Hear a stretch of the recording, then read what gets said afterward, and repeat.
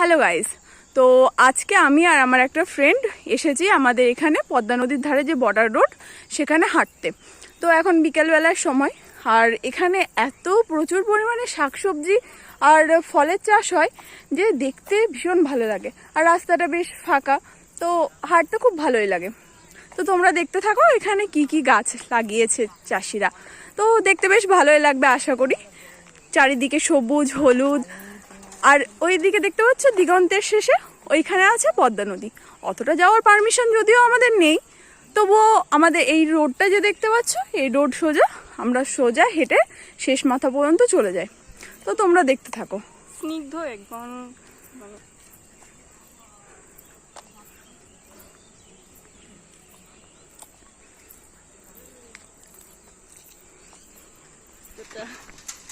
তো তোমাদের বললাম যে আমরা বিকালবেলা হাঁটতে এসেছি। তো একদম ডিমের কুসুমের মতো সূর্যটা প্রায় অস্ত যাচ্ছে।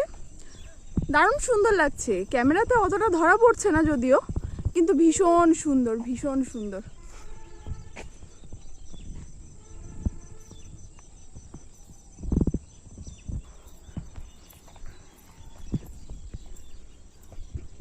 এগুলো সর্ষের ফুল।